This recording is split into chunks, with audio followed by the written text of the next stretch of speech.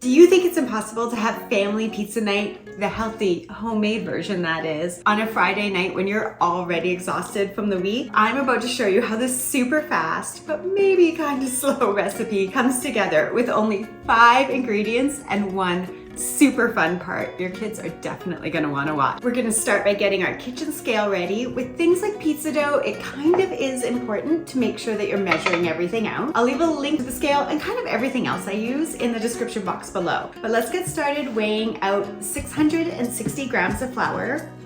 I kind of need to go to the grocery store, so fingers crossed we make it.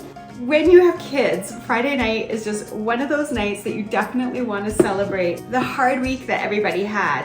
But I do not want to cave and order super expensive takeout pizza that's only going to make me feel gross after I eat it. I've started planning ahead, making pizza dough in advance so it's ready for Friday night. We're at 6:31. Let's see if we can make it to 6. We're over. Let's take a bit out. Almost there. 660, we made it. To our bowl with the flour, I'm gonna add a tablespoon of salt. I'm just gonna measure that out with my hand and eyeball it. I'm gonna give this a quick mix and just set it aside.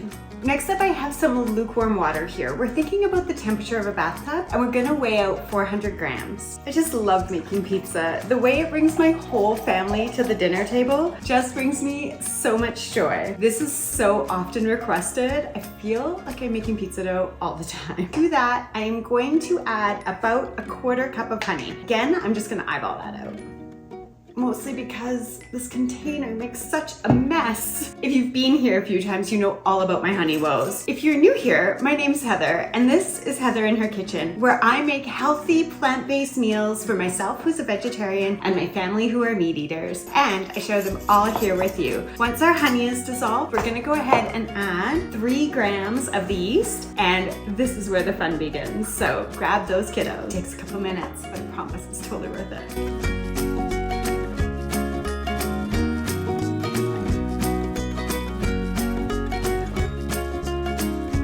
Okay, seriously, how fun is the yeast explosion? My husband is such a child, he always runs over to see it. Next up, all we have to do is add our bowl with the water, yeast, and honey into our bowl with the flour and the salt. We are just gonna give this a little stir, knead it for about 3 minutes, and we're done for today. Like I said, this recipe is super fast. There's about 3 5-minute steps, but it's a little slow because you have to do it over 3 days, which is totally worth it. Once you've got it mixed in the bowl, you're just going to get it all out onto your counter, and you don't have to be too fussed about getting it all. Once we knead it, we're gonna put it right back in the bowl. Now that we've got it all on the counter, if you've been here before, you know I need to go get my kneading stool. I don't know why I'm not prepared, I just have it sitting here. Kneading stool in hand. I always make a menu plan, and when I know I wanna make this on Friday night, I just add the 2 steps on the days that they need it. So Tuesday, we do this step.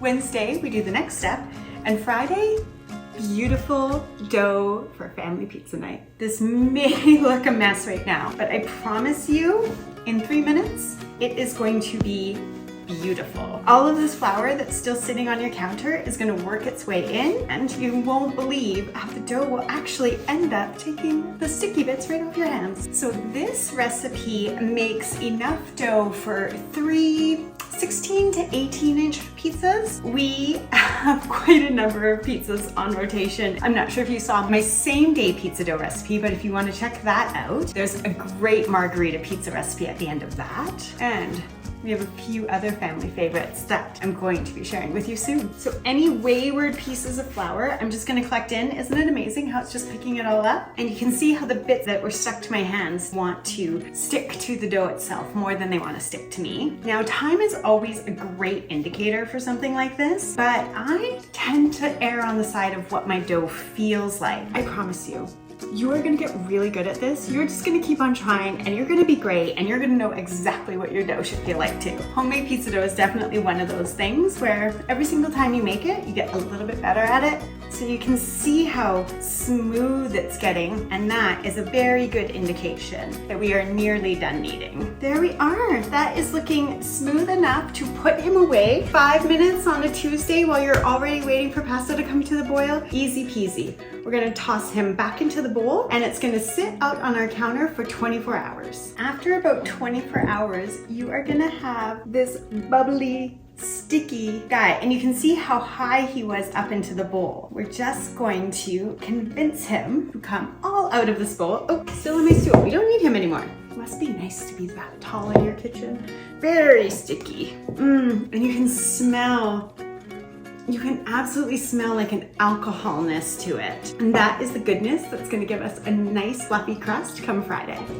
Just gonna scrape as much of this out of the bowl as I can. For this step, you might want to have a little pile of flour because your hands could get a little sticky. We are also gonna need our kitchen scale again, and a bench scraper or a knife will do just fine. Fiona is always so funny when she wakes up in the morning. She runs down and checks the bowl to see how crazy the dough got. I'm just gonna measure out the dough bowls. This step isn't really that necessary. I just like to make sure the pizzas are kind of all the same size. For this next step, it's again just 5 minutes that you can do in between cooking Wednesday night's dinner. We're just gonna pick up the balls and we're just gonna squish them in on each other.